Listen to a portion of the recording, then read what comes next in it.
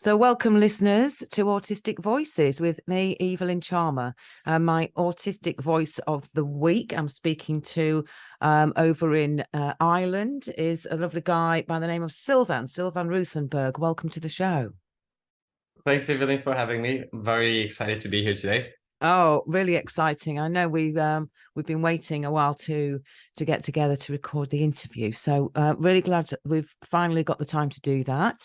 And we'll get into why in a little while. But I always start the show with something we're grateful for. And a bit of a shameless plug on my part, because I'm really grateful this week to the Yorkshire Prestige Awards, which looks at businesses, and the past few years they look at small businesses as well. And I've won an award this year for Children's Holistic Therapy Clinic of the Year.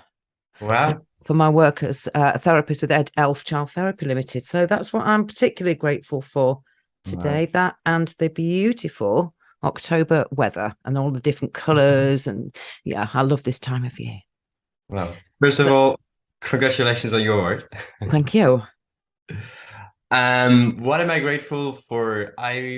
This week, I'd say, since I had off, grateful for being able to sleep in, just rest up. My best friend's birthday, it was on Thursday, so I spent his birthday with him. We went out for dinner. We've known each other for a very long time, so it's just always good to just hang out and be ourselves, which we all know as statistics is not always as easy. But since we've known each other such a long time, it's just good to be me, and literally take all the masks off and just enjoy. Really. Oh, that's great, isn't it? When you can do that and you're with someone who you feel comfortable enough to do that. Okay, so Silvan, you describe yourself as, and now I love this, an adaptive autist and ADHDer. So first of all, tell us a bit about that. So the adaptive autist, I came up with quite a while ago, because most of the times when you read about autistics or people with autism, whichever one prefers, it always says that we are very prone to have strict routines, and we have hard time adapting and getting out of those routines, etc., etc. And if I've understood one thing by now, with having interacted with a lot of other autistics in my community, that's far from the truth. It's like the complete opposite. It's like having to manage and live your life in a neurotypical world requires constant adapting, constantly to be able to adapt to change. And so I kind of wanted to break with that stigma. And secondly, because I have ADHD, my brain sometimes does the complete opposite. So I have to adapt to my own brain most days anyway. And so it sparks a lot of questions. It's a bit provocative, but that's really also the key point of it. When I talk about provoking people, it's not to upset them, rather than giving them an impulse to think and reflect and take a different perspective on things, really. Yeah, absolutely. And that's exactly why I wanted you on the show, is because this show is about sort of myth busting and challenging misconceptions and stereotypes. And we I'm not averse to people having those misconceptions and stereotypes, because it's not deliberate that people have them. It's from the lack of information and a lack of voices out there, and a lack of media presence, I think, which is definitely growing. So I'm quite excited about that. So provoking people to think differently is what you're talking about. Yes. And adaptive autist, I mean, yeah, I think it's interesting that we even feel the need to use the words together, because people do assume, a lot of people anyway, let's not us generalize now, but a lot of people do assume that as an autistic person, your ability to adapt, to be flexible, is quite challenging. Yeah. So give us a bit of an example of, you were saying about sometimes you have to challenge your own brain. Mm-hmm. So I think the best example that I give, which I had to learn to use both sides of my brain, so to speak, is I have ADHD and I have an excessively terrible spatial memory, i.e., I'm the kind of person that loses his house keys or whichever item you most need when you leave the house.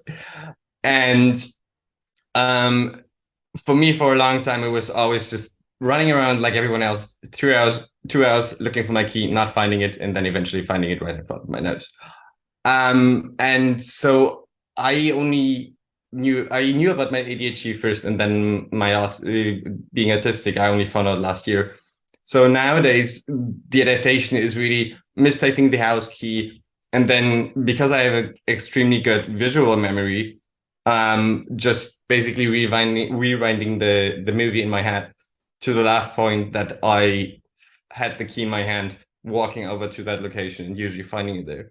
So that's me having to adapt, or um, I can't be overly orderly for a long time. So I can clean up my room. I'm very tidy, but then eventually I have those moments when I'm like very focused and not paying attention, and then, well, my room's gonna end up a bit chaotic. So for a long time, I tried to be like put my socks together, like do everything neatly and tidily, and then eventually ended up saying, okay, this is not gonna work. So let's just not do it. So I just adapted my wardrobe so it would fit my needs. So I would don't fold my shirts. They're all on hangers, for instance, just so it gives me the opportunity to be a bit more orderly without having to make the effort. So that's like two examples of how I have to adapt to myself. Yeah, fantastic. And you also describe yourself as an innovator and a strategist. So do you want to tell us a bit more about that? Yeah. So strategy this is largely business focused on one hand. What I try to do when I talk about innovation and strategy is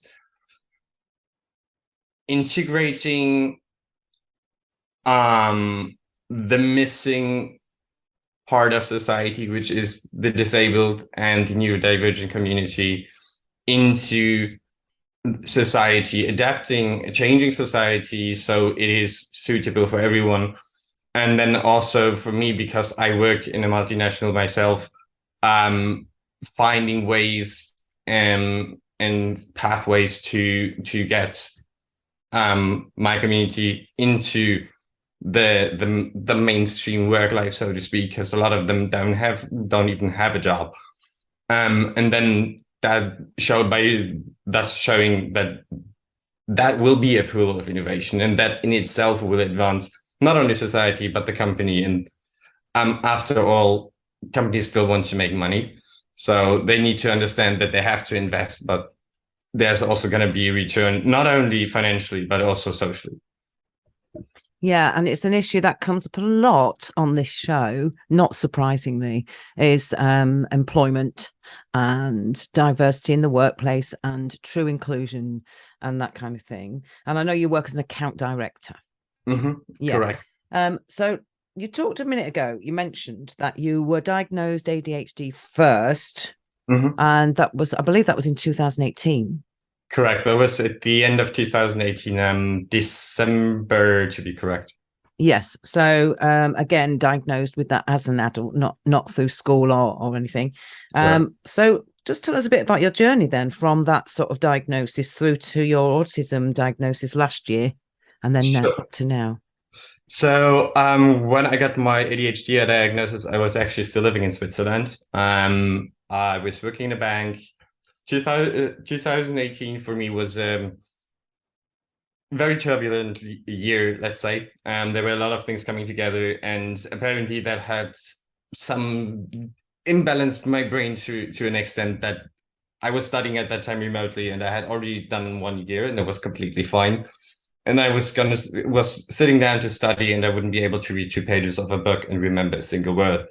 Whereas I'm hyperlexic, so usually for me, reading 100 pages of a book would cost me an hour, and I would still remember everything, or most of it, anyways. And it just didn't work, and so I went to a therapist. Started taking medication, then moved from Switzerland to Ireland for LinkedIn for my current job, and started doing coaching with an ADHD coach. So that got me a lot of value in terms of self-awareness, how to find my triggers, etc., etc. And then COVID hit.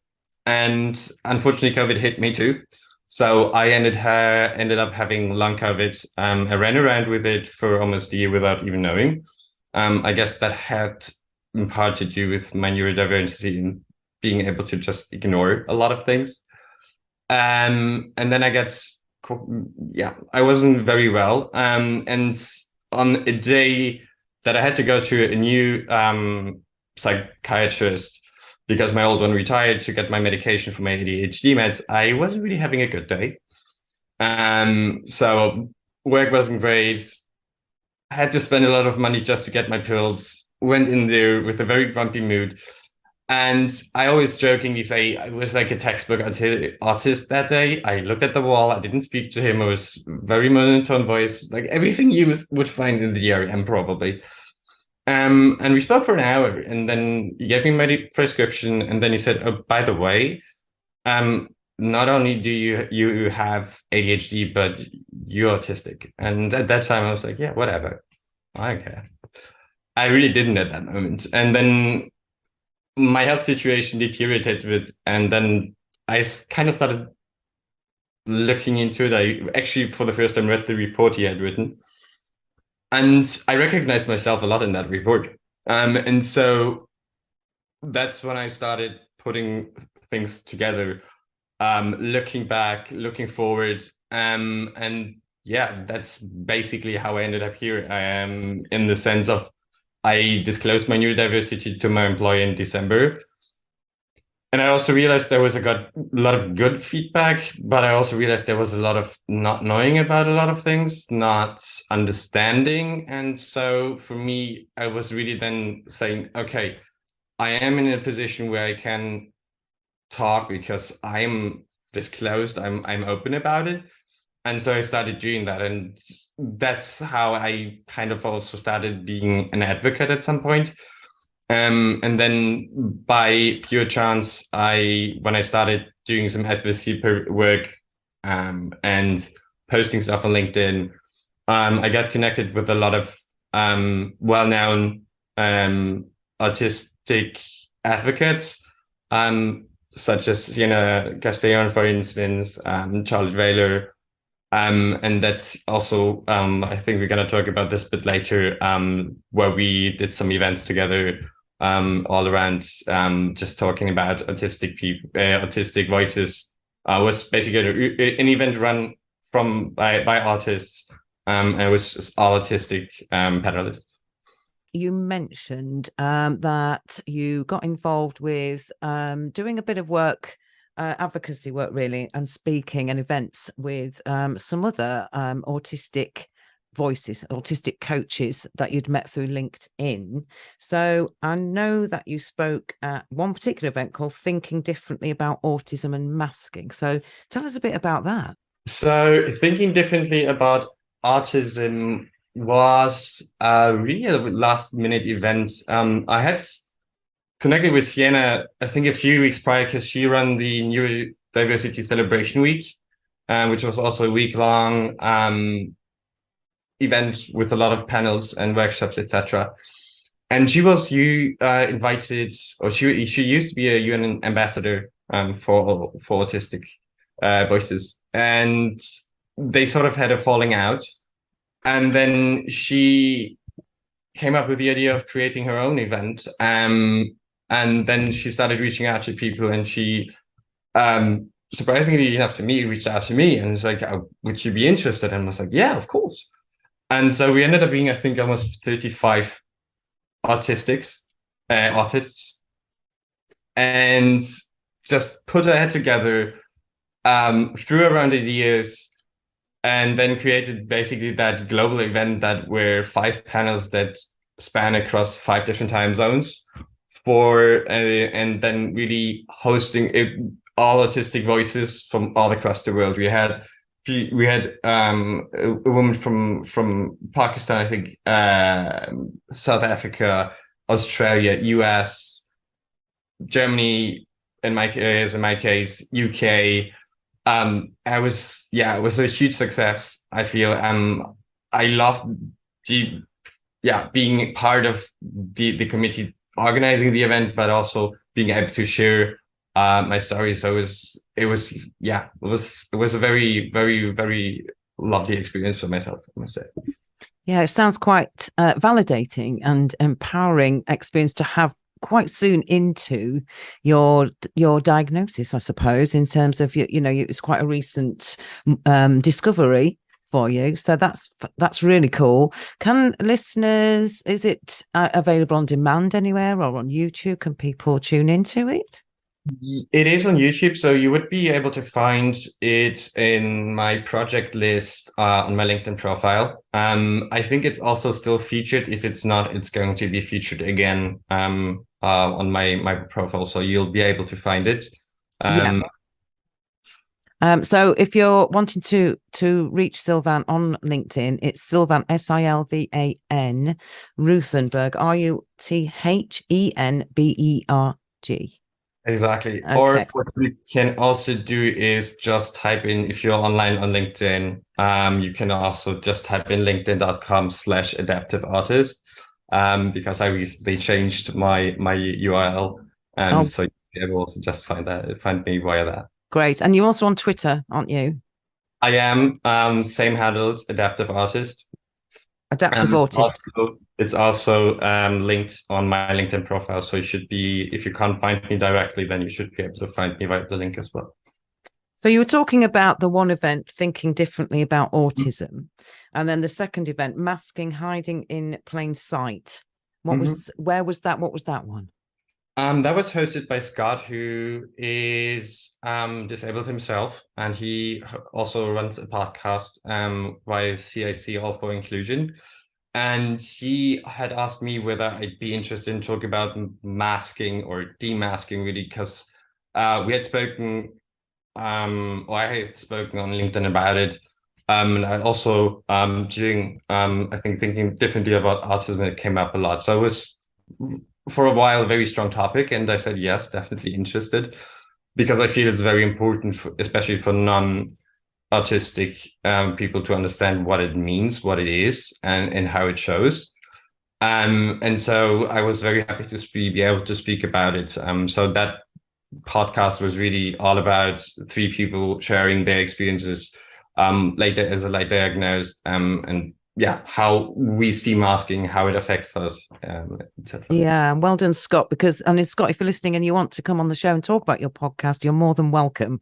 There seems to be some really interesting stuff popping up now, podcast wise, and and out there on social media in general, which is just so exciting. So yeah, if anybody else is listening who wants to come and talk about their stuff, please do get in touch with me via the show, or also on LinkedIn at UK Health Radio. Okay, so you also mentioned then a bit about you working as an advocate. Mm-hmm. Yeah, so tell us a bit more about what sort of advocacy work you're involved in at the moment, or planning on in the future. What I'm currently involved in is probably a bit more internal facing. So I myself work for LinkedIn, and we are a very inclusive workplace, but as everyone's still learning, still working, so I try to give my input as a neurodivergent on how to maybe adjust, improve things, make them more accessible, and just generally advocating the benefits of neurodivergence in the workplace, being a bit of a mentor / coach to people within my workplace, because I go back to the office, and funny enough, nowadays people just come up to me to my desk and say, "Hey, I know that you're autistic, you have ADHD. I might be myself. Can we have a chat?" And then I say, "Yeah, let's just set something up," and then I'll share some of my experiences, some tips and tricks. And then because I used to be an interpreter, and I am yeah, I love communicating. I also have a very strong eye on inclusive communication, inclusive language. So that's for one inside facing my company, but then also outside facing, for instance, when I see stuff on LinkedIn, such as for instance, disability in they have those flyers, etc. Where we had some feedback and then they went ahead and incorporated that feedback as well from us. And then relaunched the flyer basically a few days ago at the start of NDEM. So national in the US, it's October is National Disability Employee Awareness Month. Other knows Dyslexia Awareness Month, ADHD Awareness Month. But yeah, that's when they relaunched it, and I saw it, and I was very, very happy to see, because it feels almost truly inclusive. Definitely going in the right direction, aren't we? Which is really, really good. So you've been diagnosed at a really exciting time for neurodivergence, Silvan. So welcome to the tribe, really. You just touched on it, that fact that you've worked as an interpreter, and I know you did that many years, didn't you? Yes, I'd say in the beginning more than towards the end, because towards the end I was more in the business consulting part, but I would still do it. Yeah. So my initial career path would have been something completely different. But because of health reasons, I had to skip that part really. I used to be an acrobat and martial artist and wanted to go more on the creative side really. Well, you've thrown that in, because I wasn't aware that you used to be an acrobat. It's something I don't often talk about, because for me it's still like a smiling and a crying eye really, because I had a spine injury that basically prevented me from pursuing my initial career further. Wow. I think I have never really fully gotten over it. Yeah. So I don't often share it. And I've always been big with languages. Like I started learning my first foreign language when I was 6. Sorry. I started learning my first foreign language when I was 6. And by the time I was 20, I was already fluent in 4 languages. So for me, the next best thing was, and when I was very young and like when 13, 14 years old, I actually wanted to become an interpreter and translators. So that's what I ended up doing, and then did my degree in it. And then did it for quite a while, until I realized, okay, translation is not that much fun, because you have computer assistant programs that help you with that. So I focused a bit more on the interpreter part. So I didn't do simultaneous interpretation rather than consecutive. So one would speak a few words, a few sentences, I would translate, vice versa. And that's also how I got basically connected with a lot of people within companies, and then started doing business consulting, which was a lot of project work where it was all around problem solving, being creative, thinking outside the box, which I was really good at. Just at that time, I didn't know why. That's the key that I found out last year, I guess, or over the past 3 years, really.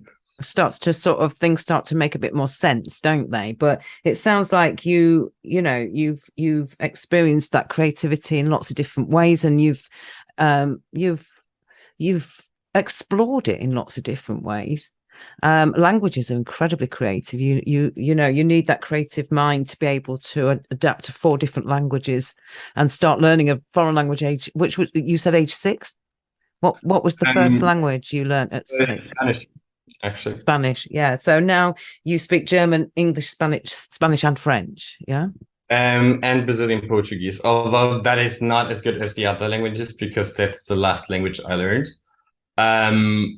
But I am actually now at the point that I want to learn 2 more languages. I haven't fully focused on the second one, but one of the languages will be Hebrew. Wow. Just because it's a very old language. I find the way that they write very interesting. And yeah.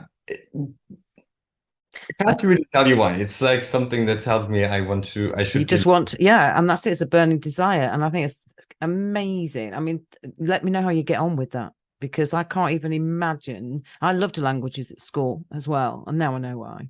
But I can't even imagine how you approach learning something so alien a language as Hebrew. So that's really intrigued my curiosity. Music's always been something that's been all around me. I use it for meditation. I use it for cleaning. I use it for work. I use it as a timer when I go, because I love taking very long showers, and sometimes I don't have the time. So whenever I am short in time, I usually will play a song or a set of songs, and I know exactly how long they take.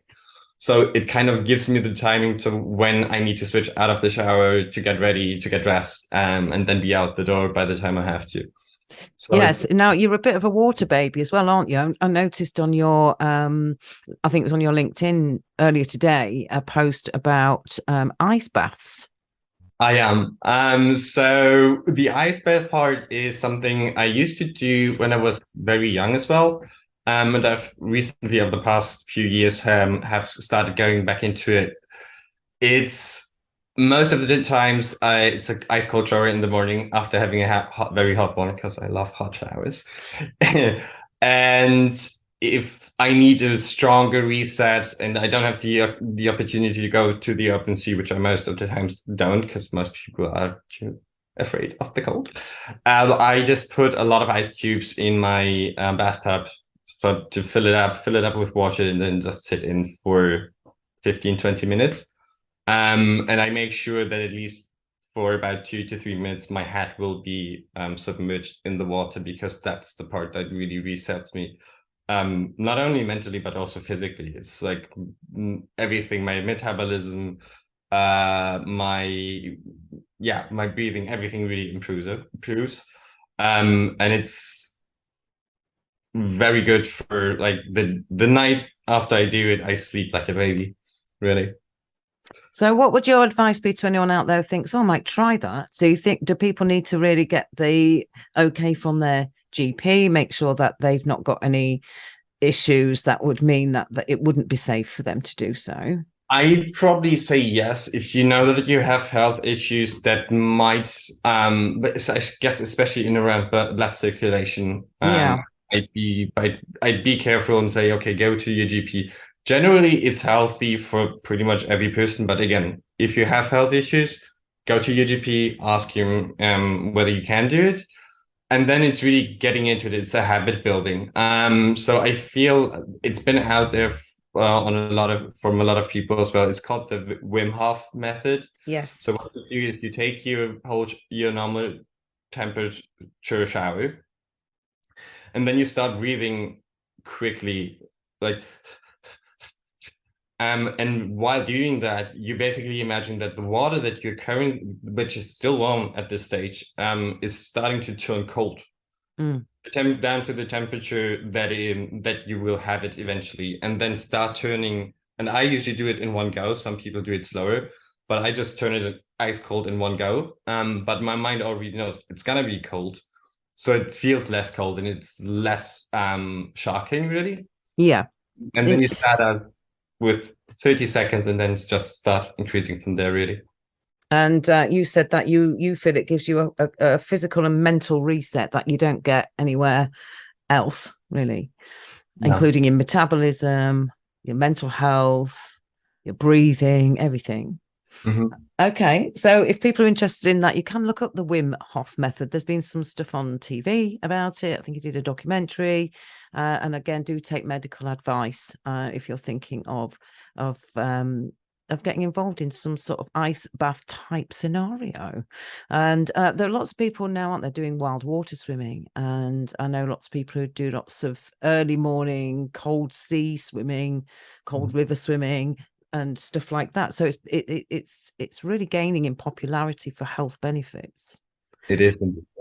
And I'm over in the UK, where the Victorians, back in the Victorian era, they were big fans of spa towns, and the spa towns were seasides where they could get into the water.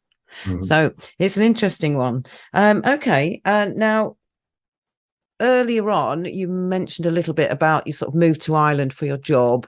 You've worked as an interpreter. You know 4 languages. You're about to maybe think about studying another 2.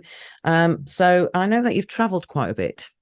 I have indeed, yeah. In my Yes, younger years, my 20s, I was jumping all around the globe, mostly for work, but then partially also because I just love traveling. So yeah, I'm fortunate enough that I visited countries in Asia such as Singapore, China, couple of African countries, Middle East, near Asia, US a lot. One of my favorite cities is New York. I admit it's my home away from home still. really. Gosh, it's a place I've still not. I've been to Buffalo, New York, but I haven't been to the center of New York. My children, my grown-up children, keep telling me to go, but I'm a little bit city averse. I'm definitely a country girl.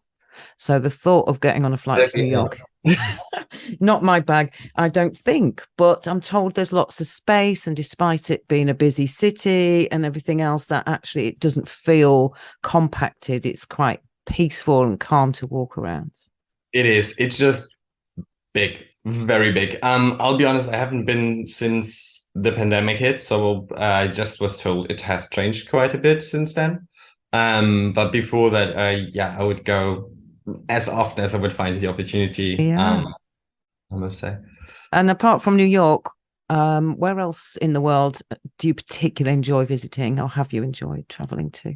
I think for me, the most mesmerizing place was Jerusalem. I've only been once. I've also been to South America, so like parts of Brazil are gorgeous as well. But the most mesmerizing place for me was probably Jerusalem. Just because it's an extremely old city, and it literally feels when you walk through the old town, for me at least, it felt literally like you could feel the energy of the old ages. And then I also was able to witness, because there was, I think, on a Saturday night, where at the Wall of Sorrow, where they were praying, and it was just the energy was just, I can't describe it. It's yeah, it's like it has. I am someone, because I'm also doing meditation, a lot of energy work. Like I probably am very sensitive to it, and for me, it was just the energy was just wow. It sounds profound. It sounds very profound. It was. And I'm really drawn. I need to go before I get too old to do it. So it's on my bucket list for sure. And I did send you some information, didn't I? One of my previous guests, Alex Stratikis. If you're listening, Alex, hello. I don't know where you are in the world, but we must touch base. He is also autistic, and he's got a small funded program going on called Autism Adventures Abroad, where he's trying to help other autistics to access travel. And find out and get tips about how to make that a bit easier and a bit easier to navigate and get around. So shout out to him. But also, I was wondering about yourself. You talked about a lot of your travel happening in your younger years. I'm assuming that was pre-diagnosis. Yes, largely. I mean, my ADHD diagnosis was pretty much towards the last year, where I was still doing a lot of traveling. It has less to do with the fact that of the diagnosis, I feel, rather than because it was really the pandemic. And then Yes. my personal aftermath that kind of prevented me from going back to the regular amount of traveling. I'm doing a bit more nowadays, but it's still like, yeah, it's different. And for me, it was also for a while, at least especially last year, was just because health-wise it wouldn't have been possible to travel. So like this year in summer, it was the first time in, I think, almost 2.5 years that I did a like actual relaxing vacation. Yeah, good for you. And it sounds like the pandemic, the COVID really hit you hard, and like it has done for so many people. So I'm glad you're on your path to recovery from that. And I hope that you continue to, improve health wise. But I was just wondering, my last question to you really then, would you have preferred to have known earlier on in your life about your neurodivergence? I get that. I think, I guess most neurodivergents get asked that question a lot, and sometimes I feel yes, most of the times I feel no. So for me is partial. I'm grateful that I didn't get the diagnosis when I was a kid, because I'm German and I grew up in the 90s. And back then, ADHD and neurodiversity wasn't really a thing. So what would have most likely happened to me is that I would have ended up in some special school, and be most likely treated like someone who doesn't understand how to properly learn, etc., etc. And I was always very, very good at school.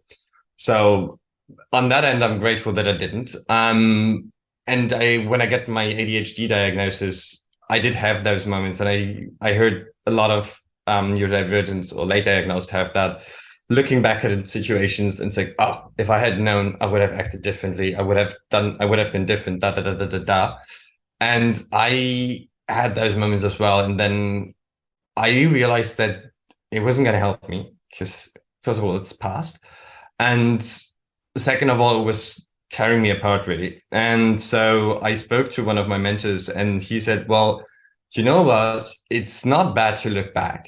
But how about you take a different perspective on it, and just, instead of beating yourself up that things didn't work out the way you wanted to, look at those situations, and see what you can learn from it. And that's basically what I did. So I went back into it and was like, okay, this is this. That's what triggered me. And that's also a large part, I guess, through my ADHD coach, just looking at those situations, and look more at triggers, look more at behavioral patterns that you're comfortable or not comfortable with, and then start adjusting those. And with the autism diagnosis, I already had that mindset. So I was really just looking and picking out the cherries, such as realizing, okay, that visual memory is something that I don't have to hide, quite the opposite, but just start actually using it. So for the first time, like with having the complete picture, as I say, about my neurodiversity, I feel for the first time I'm using my full brain. I'm still like far from where I feel I could be, but it's like just allowing myself to have that spiky profile, really, and really leaning into it.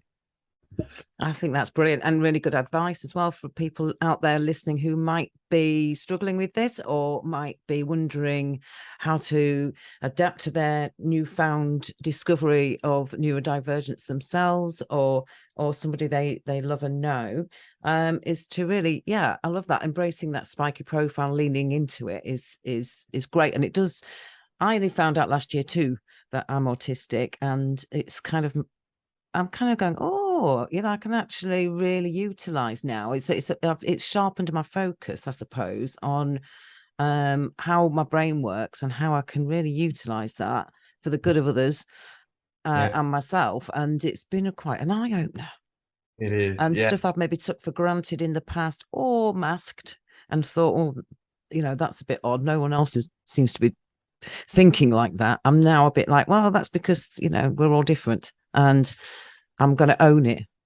And I'm a lot more sort of comfortable in my own skin, for me personally. So that's really good to hear you say that. So just remind our listeners then, Silvan, of how they might find you on LinkedIn and or Twitter.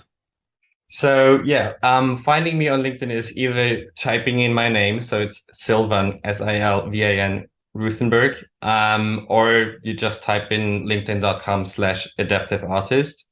And my Twitter handle is also Adaptive Autist. So you should be able to find me. And I guess when the episode comes out, you'll be linking my profile for those who haven't been able to follow right now. So thanks so much, Evalynne.